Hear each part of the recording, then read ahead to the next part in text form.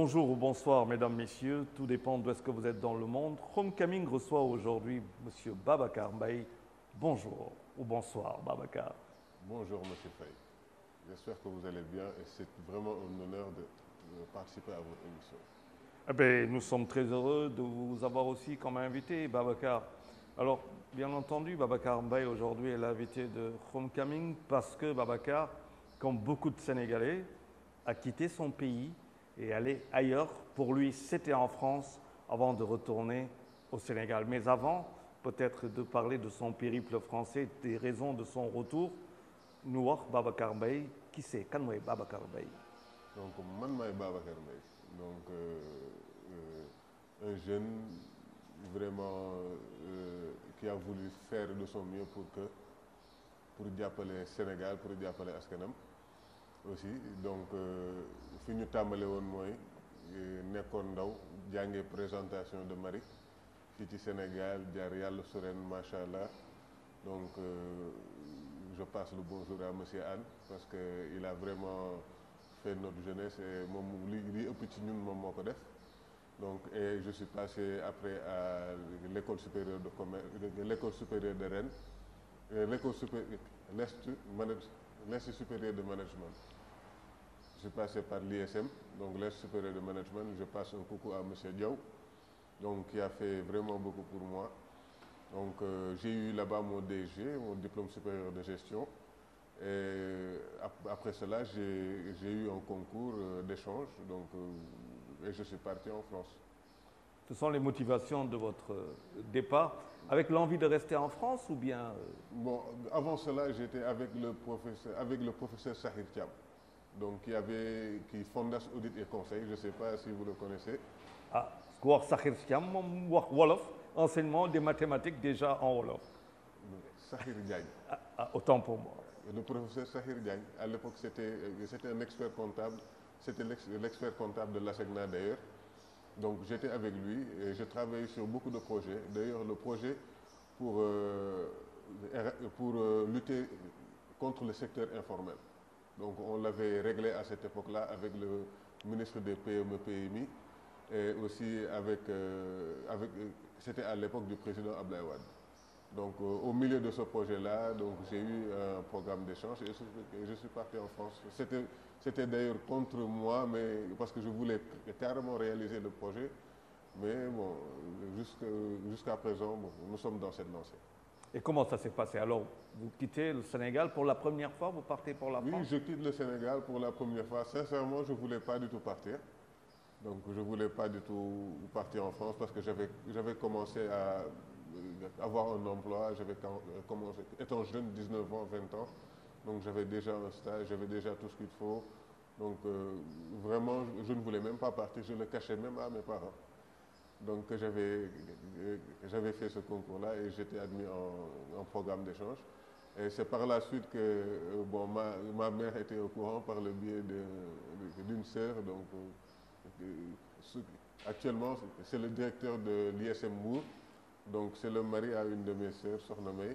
Donc ils l'ont su à partir de lui et c'est dans ce cadre-là que j'étais obligé d'y aller. Pour les raisons, c'était que des raisons matérielles qui expliquaient que vous ne voulez pas aller en France ou alors c'est la France même qui vous attirait pas? Non, c'est pas que je ne voulais pas du tout immigrer, donc je voulais continuer mon cursus vraiment ici au Sénégal. Donc, mais bon, après je me suis dit que ce n'est juste qu'un programme d'échange, je vais y aller. Et c'est en quelle année ça? C'était en 2011, 2010-2011, donc que je suis parti en France en plein décembre. Donc, en plein hiver. En plein hiver, je suis venu en France, j'étais arrivé en France le 1er janvier. Donc il y avait un cousin, donc Mahou Thiam, qui m'avait accueilli chez lui et qui est parti en voyage. Il m'avait laissé les clés et il m'a dit, vraiment Babacar, débrouille-toi, va t'acheter à manger, va faire ceci, va faire cela. Le 1er janvier, donc quand je suis descendu, déjà il y avait la neige, donc c'était impossible. Donc je me suis dit qu'il fallait que je me débrouille pour aller manger. Je suis sorti. Et après la fête en France, vous voyez, il y avait beaucoup de... C'était vraiment... Je me suis mis à pleurer. Donc je me suis dit que vraiment, est-ce que c'est ça la France que j'ai tant entendu? C'était quelle France? Donc, L'imagination, c'était quelle France imaginiez-vous? Donc je m'imaginais à une France propre, à une France vraiment, mais en plein Paris. Donc je me suis mis à pleurer quoi, pour me dire, regardez ce froid, j'aurais dû continuer mes études en France, j'aurais dû continuer mes études au Sénégal, vraiment. Après, bon, je me suis dit que je suis un bonhomme, donc je vais y aller, donc percer et rentrer chez moi. Et comment ça s'est passé, cette vie en France? Bon, cette vie en France s'est très bien passée. J'ai été à l'école supérieure de commerce de Rennes, donc vraiment la Bretagne, tous les jours la pluie. Donc tous les jours la pluie sans répit, donc on est obligé. C'est seulement qu'au Sénégal que quand il pleut, donc les gens sont obligés de rester chez eux. Alors que nous, quand il pleuvait, on était obligés de braver. Les gens au Sénégal se sentent obligés ou sont obligés de rester chez eux quand il pleut? Bon, je ne sais pas, mais en tout cas, en Europe, quand il pleut, on brave. On va au travail. On va au travail. Donc après, bon, ça s'est très bien passé. On a fait vraiment, c'était une école vraiment très bien. On m'avait très bien accueilli. Et en plus de ça, la seule difficulté, c'est que les cours étaient en anglais. Donc tous mes cours étaient en anglais, mais au début, ça a été un peu difficile. Mais après, j'ai su m'adapter parce qu'on était carrément en programme, des centaines d'élèves, vraiment, tout le monde parle anglais. Après, vous êtes obligé de vous adapter, vous êtes obligé de parler anglais. Donc l'anglais que l'on parle ici n'est pas pareil à l'anglais que les Américains parlent, du slang, n'est pas pareil à l'anglais british. Donc j'ai eu beaucoup de difficultés à les comprendre, la rapidité, mais après j'ai suivi. Alors donc, il y avait un problème d'intégration par rapport à la société française, mais en plus, une autre difficulté, c'était par rapport aux cours. Et donc psychologiquement, comment vous avez fait pour pouvoir justement vous intégrer, vous adapter? Bon, psychologiquement, bon, je me suis dit que je devais carrément réussir. Donc j'ai commencé à m'approcher donc des équipes anglophones, donc des Suédois, des Russes, les Irlandais, les Polonais. Donc ils n'ont pas le même anglais. Donc j'étais obligé de me rapprocher d'eux, de connaître leur accent, de pouvoir déchiffrer vraiment ce qu'ils veulent, et jusqu'à ce que vraiment les Allemands qui parlent anglais, tu vois, donc j'étais obligé. Ça a mis du temps, ça a mis combien de temps? Ça a mis carrément un mois quand même à m'adapter. Donc vraiment, mais après ça passait crème parce que j'étais ami avec un Américain qui s'appelle Yuri Bess. Donc j'étais ami avec un Américain, donc il s'est beaucoup rapproché de moi. Donc après on a beaucoup communiqué de telle sorte que je commençais vraiment à savoir exactement ce qu'il voulait me dire ou me faire savoir. Et comment ça s'est passé maintenant, cette vie, je veux dire, avec les Français en France? Ça a été facile pour un jeune Sénégalais qui arrive en France en plein hiver, qui pleure parce qu'il fait froid, c'est pas beau. Et avec les Français, ça a été facile? Oui, avec les Français, vraiment, ça a été facile. Donc, vous savez, ils acceptent les Sénégalais. Donc, les Sénégalais font partie des meilleurs, c'est les dires de la préfecture. Donc, les Sénégalais et les Guinéens font partie des meilleurs élèves de la France. Donc, ils sont des modèles. Donc, vraiment, donc, à féliciter. Donc, je félicite les gens de la diaspora qui sont vraiment des modèles au niveau de la préfecture française. Donc, Pas de racisme, jamais? Bon, un peu de racisme. Quand même, l'été, j'allais travailler dans les camps, dans les campings. Donc, c'est là-bas vraiment que vous sentez le racisme, mais pas à l'école. À l'école, jamais? À l'école, jamais. Bon, ma troisième année, quand je faisais quand même des ressources humaines, on avait eu une professeure qui était vraiment raciste. Donc, il y avait les Noirs à côté. Elle s'appelait Madame Chantreau. Les Noirs à côté. Madame Chantreau. Donc, j'oublierai jamais son nom. Et c'est pour ça que le cas de Diarisso m'a beaucoup intrigué. Parce que quand Diarisso a fugué l'école, je me suis dit que peut-être qu'elle a subi cela. Vous pensez que le racisme, elle peut en avoir souffert au point de fuguer? Je pense qu'elle peut en avoir souffert auprès de fuguer. Parce que même moi, par rapport aux notes, j'avais eu des difficultés. Donc, je travaillais comme un fou. Et quand je viens, nous les Noirs, on n'a pas de bonnes notes. Donc après, c'est même les Blancs de la classe qui sont allés dénoncer ça au niveau de la direction. Et comment vous avez vécu ça, vous, personnellement, psychologiquement Mal, parce que ça m'a beaucoup retardé. Donc ça m'a beaucoup retardé dans mes études. Cette année-là, j'étais obligé de faire une année sabbatique, donc une année blanche, donc sans réussite, parce que c'est à la fin que les gens se sont rendus compte que vraiment c'était difficile, que vraiment notre prof était raciste. Donc, mais après, la direction a su reprendre les notes, reprendre les devoirs, recorriger. Donc c'est dans ce cadre-là que... Ça a été très difficile, ça. Ça a été très difficile, donc on le vivait difficilement. Donc c'était pas moi seul, j'avais d'autres amis, des Arabes, des Tchadiens, qui vivaient la même chose parce qu'on était dans la même classe, on était dans la même école. Mais je veux dire, quel a été votre sentiment après c'était par rapport à cette France que vous découvrez, mais difficile à vivre finalement, quoi. Difficile à vivre, vraiment. J'avais un sentiment de... Mais c'était des cas rares. Donc il y a vraiment de très bonnes personnes là-bas. Donc en fait, ce n'est pas une généralité. Ce n'est pas une généralité. Donc c'est un peu dispersé. Alors, donc vous faites combien d'années en France? Vous décidez de revenir après? Bon, je fais 6 ans en France en alternance avec une entreprise hôtelière qui s'appelle Compéol. Bon, j'étais là-bas en même temps, j'étais un chef de personnel en même temps. Donc, je faisais de la ressource humaine à ma dernière année. Donc, j'étais obligé de faire une alternance.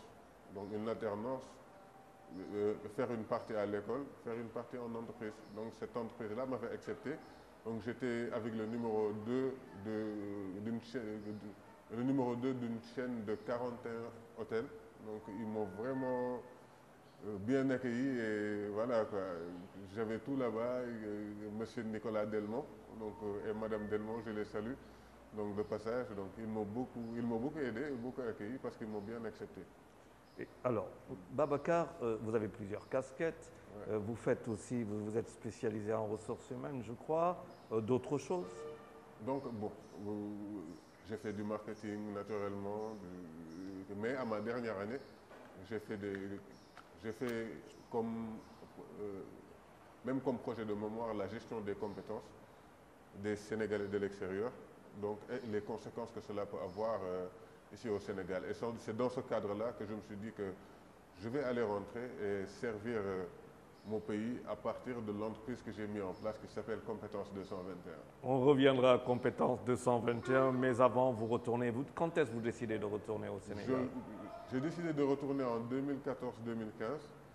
Donc, je me suis dit que je vais retourner à mon pays, donc vraiment travailler pour mon pays. Donc, bon, le retour a été un peu difficile. Donc, pourquoi difficile? Bon, déjà, ceux qui sont là-bas, ceux qui sont avec moi en France ne voulaient pas que je revienne. Ici au Sénégal aussi, donc ils ne voulaient pas que je revienne. Quoi, quand vous dites ceux qui sont en France, vous parlez d'une autre famille déjà en France? Non, pas d'une autre famille, mais des amis qui sont là-bas. Donc ils ont voulu vraiment Vous avez des dispositions professionnelles pour rester en France? Ouais, j'avais des dispositions professionnelles, des qualités. Je travaillais déjà là-bas. J'étais un chef de personnel, je dirigeais des Français. Donc voilà, j'étais déjà un chef, je dirigeais des Français, mais après, bon, même jusqu'à présent, ils m'ont envoyé, ils veulent que je revienne, donc pour pouvoir travailler avec eux, parce que vraiment, on a beaucoup échangé et ils m'aimaient beaucoup vraiment. Et malgré ça, vous décidez de revenir? Malgré cela, je me suis dit que j'avais un très bon salaire. Donc j'avais un très bon salaire. Vous quittez la France, vous quittez un très bon salaire, ouais. Vous revenez au Sénégal. Comment ça se passe? Je reviens au Sénégal, c'est le désespoir. Le désespoir, le mot n'est pas trop fort? C'est carrément le cas. J'avais en tête de venir participer au développement de mon pays. Donc j'avais mis en place un très grand projet qui s'appelle Compétences 221. Donc je me suis dit que je vais venir apporter ma pierre à l'édifice. Mais vraiment, c'était carrément le mauvais choix à faire. Vous le regrettez? Je ne le regrette pas, donc, parce que j'ai eu à surmonter cela. Et vraiment, je pense que ça s'est bien passé avec les dispositifs qu'on a mis en place actuellement. Ça me rassure un peu. Mais quand vous êtes venu, est-ce que vous aviez préparé votre retour? J'avais préparé mon retour, j'avais gardé un peu d'argent. Donc, j'avais mis un peu d'argent à côté. Donc, je me suis dit, en venant, je vais acheter des taxis qui vont me permettre de gagner par mois quelque chose, peut-être 200 000 ou 300 000 francs par mois, ce qui va m'aider à subvenir aux besoins de ma petite famille, parce que j'avais ma famille qui était basée au Sénégal. Donc, mais ces taxis-là, d'ailleurs, je ne les ai jamais vus, et c'est un Sénégalais qui m'a fait cela. Mais je veux dire, vous n'avez pas quitté la France avec un seul projet de taxi. Il n'y avait pas des engagements pris à Dakar? Non, il n'y avait pas d'engagement. Je me suis dit qu'en ce temps-là, par contre, si. Je travaillais avec Souleymane Jules Diop. Quel Souleymane Jules Diop? Qui était le ministre des Sénégalais de l'extérieur à l'époque. Parce qu'on devait mettre en place la plateforme de gestion des compétences des Sénégalais de l'extérieur. Et finalement? Et finalement, quand je suis arrivé, il a été changé. Ça ne s'est pas toujours bien passé. Ça, alors en France, vous arrivez, ouais. Il pleut, il neige, et vous revenez à Dakar, Souleymane Jules Diop avec qui vous devez travailler. Avec qui finalement... je devais travailler à l'époque sur la gestion des compétences des Sénégalais de l'extérieur. On l'a changé directement. Après, je me suis orienté vers Sourikaba. Donc, quand je me suis orienté vers Sourikaba, ça a été trop difficile. Et donc, pourquoi difficile? De voir quelque chose là-bas, c'était bon. Ils n'acceptaient pas carrément les projets que j'avais mis en place. Donc, peut-être que c'était trop tôt aussi, je comprends, parce qu'on devait mettre en place le transfert de compétences, mettre en place la gestion des compétences des Sénégalais de l'extérieur, mettre en place des séminaires de transfert de compétences ainsi que les appels à projets internationaux pour impliquer directement la diaspora dans le système de développement du Sénégal. Vous pensez que c'est un mécanisme assez important, que la diaspora constitue un levier très important pour le développement? Moi, aujourd'hui, surtout le transfert de compétences, pour développer son pays, il faut maîtriser sa ressource humaine, c'est normal. Pour développer un pays, il faut maîtriser sa ressource humaine. Alors qu'à l'étranger, dans chaque étage intellectuel, il y a un Sénégalais de l'extérieur qui travaille dans les domaines de pointe. Et vous pensez que nous, le Sénégal ne profite pas justement de ces étages qui sont un peu partout dans le monde? Le Sénégal ne profite pas du tout de ces étages qui sont dans le monde. Il y a certaines personnes qui sont à la NASA, d'autres personnes qui sont en Wall Street, d'autres personnes qui sont dans les nanotechnologies. Il y a des personnes qui sont... La majeure partie des Sénégalais sont à PSA. Donc, ils montent des voitures. On n'en monte pas, on en achète, non? On n'en monte pas, on en achète. Et la majeure partie des Sénégalais, beaucoup de Sénégalais travaillent là-bas. Vous êtes en train de dire... Vous êtes en train de... Oui, même Airbus. Même Airbus. On fait un coucou à ça qui a Airbus. Mais vous êtes en train de dire finalement qu'on ne profite pas du dividende de la diaspora, je veux dire de cet intellect qu'on ne capitalise pas dans un produit national brut? Non, nous n'en profitons pas. Nous n'en profitons pas. Et c'est ce système-là qu'on a voulu mettre en place. Donc le transfert de compétences, faire profiter de notre jeunesse des évolutions technologiques et matérielles qui existent dans chaque domaine.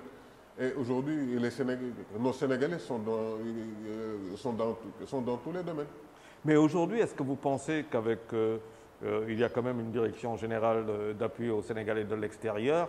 De ce point de vue, il y a un travail qui est fait. Est-ce que heureusement. Donc heureusement qu'il y a Amadou François Gueye qui est là parce que depuis qu'il a été nommé comme directeur des Sénégalais de l'extérieur, donc j'étais allé le voir dès qu'il a été nommé. Donc quand j'étais allé le voir, il a été ébahi.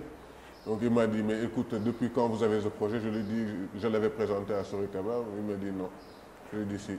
Mais est-ce que parce que lui aussi n'est-il pas quelqu'un de la diaspora qui rentre au Sénégal? Peut-être qu'il vous comprend. Voilà, il me comprend. Donc c'est qu'un Sénégalais qui est venu de la diaspora, mais c'est un Américain. Donc, dans la tête, c'est un Américain, dans son fonctionnement? Dans la tête, dans son fonctionnement, c'est un Américain. Donc Il fait ce qu'il a à faire et après basta. Donc il sait que vraiment qu'on peut faire des résultats ici au Sénégal. Donc à partir des projets qu'on a mis en place, et c'est dans ce sens-là qu'il a accepté totalement nos projets et il nous accompagne dans ce cadre-là, dans la réalisation aussi. Ben, enfin. Enfin. Alors, je vois juste derrière vous, je vois écrit compétence 221, vous en parliez tantôt, c'est compétence 221, donc vous parlez de ces compétences de la diaspora que vous avez envie de transférer à Dakar, c'est cela maintenant votre projet, et avec quoi, quel contenu?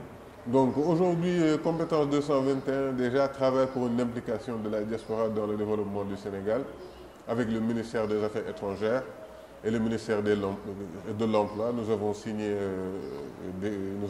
des contrats avec eux. Donc, et aussi travailler pour des solutions sur la migration. Donc nous avons mis en place une grosse plateforme de communication qui va nous permettre, qui va servir déjà de répertoire de compétences déjà, et aussi comme j'ai été dans la diaspora et nous avons soulevé tous les problèmes que les Sénégalais de l'extérieur vivent pour avoir des réponses au Sénégal. Donc nous l'avons mis directement dans la plateforme pour créer une interaction directe avec les directions, les institutions, les diplomaties, et avec, pour toutes les informations dont ils auront besoin pour pouvoir, pour leur réinsertion. Une sorte de page jaune des compétences d'ici et de la diaspora qui pourrait se retrouver sur une plateforme et tirer profit. Sur une plateforme, en tirer profit. Et aussi toutes les informations dont ils ont besoin. Parce que dans la plateforme, il y a le répertoire institutionnel. Donc les institutions vont avoir leur compte dedans. Donc, et pouvoir interagir avec la population, la diaspora. Donc la diplomatie aussi, donc va pouvoir interagir avec sa diaspora directement. Parce que même au niveau de la diaspora, ils ont un problème de communication. Des fois, il y a peut-être l'ambassade ou le consulat de Paris qui va se déplacer à Nantes, parce qu'à l'époque, il n'y avait pas de consulat à Nantes. Donc pour se déplacer, donc, il y avait une grosse communication à faire. Et vraiment, maintenant, ils peuvent interagir dans la plateforme. Donc ils vont pouvoir interagir dans la plateforme directement pour atteindre leur cible. Mais comment vous allez gagner de l'argent? Je veux dire, une telle plateforme nécessite soit un abonnement justement de tous les usagers, ou alors un partenariat, des partenariats forts, qu'il s'agisse avec l'institutionnel ou le secteur privé. De ce point de vue-là, comment comptez-vous tirer d'affaires? Non, la plateforme est totalement gratuite, mais par contre, donc, les institutions ainsi que les ONG, la diplomatie qui s'y inscrivent va devoir peut-être participer pour une somme symbolique. Et aussi, il y a des contenus que nous avons mis en place. Lesquels? Donc, on a mis en place des appels à projets internationaux et des séminaires de transfert de compétences entre la diaspora et le Sénégal. Ces événements-là vont nous permettre de gagner et de faire rouler l'entreprise. Alors, vous parlez tantôt de migration, justement, c'est une question qui est très actuelle avec tous ces jeunes qui prennent les pirogues, qui s'en vont. Les visas n'étant pas décernés tout le temps, il y a beaucoup aujourd'hui d'organismes qui sont à Dakar. Est-ce que vous travaillez avec ces organismes justement qui luttent contre l'immigration clandestine? Oui, aujourd'hui, l'immigration clandestine, c'est juste du désespoir. Donc, ce qu'on vit actuellement, le poids social, donc le manque de leadership étatique et le leadership parental. Donc c'est ce qui fait que vraiment ça et aussi le mot de trop. Donc dans les familles, les mots de trop qui poussent les gens à aller vraiment. Qu'est-ce que vous appelez mot de trop?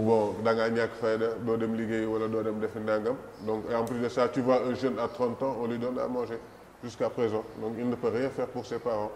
Donc un mot de trop peut pousser cette personne-là à aller vraiment immigrer, à prendre une mauvaise route. Donc vous voyez aussi des parents qui se disent oui, je vais payer pour mon fils pour qu'il prenne les pirogues, alors que c'est quelque chose qu'il ne devait pas faire. Mais l'espoir, tout le monde sait qu'actuellement l'Europe, en Italie, en France, ça ne va pas comme avant. Il y a 1 million de Français qui ont basculé au chômage. Vous voyez? Donc, mais malgré tout cela, ils se disent que c'est mieux que ce que nous avons ici. Est-ce que parce qu'on ne leur tient pas un discours ou parce que tout simplement le projet de société ou le projet familial ne sont pas au rendez-vous? Les projets de société ne sont pas au rendez-vous et on ne leur tient pas un discours.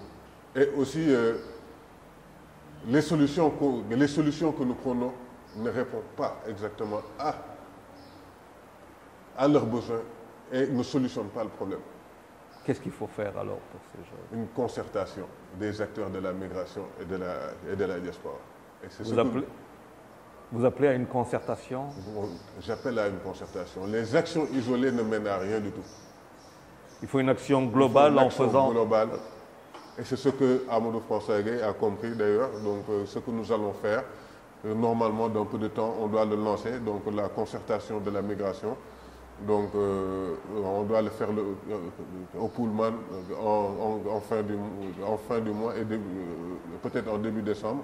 Donc nous devons le faire, devons le lancer, en même temps lancer la plateforme Compétences 221. Babacar, nous sommes quasiment arrivés au terme de cette émission. 2 questions que je vais vous poser. Oui. La première, c'est le rêve sénégalais. Croyez-vous qu'il existe ou qu'il est possible d'avoir un rêve sénégalais? J'y crois pas. Parce que nous-mêmes, nous ne croyons pas en nous-mêmes et en notre jeunesse. Parce qu'aujourd'hui, une personne, elle se construit. Un leader, on doit le construire. Donc nous ne construisons pas nos leaders du futur. Nous ne les aidons pas. C'est une absence, une faille très... C'est une faille très grave. Donc nous ne les aidons pas, nous ne construisons pas nos leaders. Donc il faut croire en cette jeunesse-là. Il faut croire en une personne. Vous partez à l'étranger, vous développez certains projets, vous réalisez quelque chose, il y a une personne qui vous voit, qui croit en vous et met tout ce qui investit sur vous. Mais ici, nous n'investissons pas parce que nous ne croyons pas en la personne. C'est pour cela que ces jeunes prennent la pirogue. C'est pour cela que ces jeunes prennent la pirogue. Quel est le message que vous leur donnez à ces jeunes qui prennent la pirogue? Je suis un croyant, donc je vais leur dire que suñu borom moo yor wërsëg donc mbindeef yorul wërsëg te sëñ Muntaxa mi ngi doon wax naan li fépp foo mënti nekk sa wërsëg dana la fekk te bu jotee suñu borom na jot la xam donc bu jotee di nga jot sa wërsëg donc du der ñuy dem di jël gaal di ci rey seen bopp ndax jaru ko donc ils peuvent rester au Sénégal nekk ci jaamu yàlla. pour le moment bu fekkee amaguñu li ñu bëgg ñu nekk ci jaamu yàlla ba suñu borom fekk si leen ci li ñu bëgg. La dernière question, c'est que quand on vous voit, c'est toujours un style.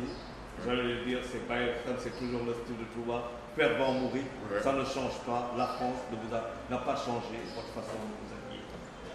C'est très normal, donc, parce qu'on a eu une éducation mouride.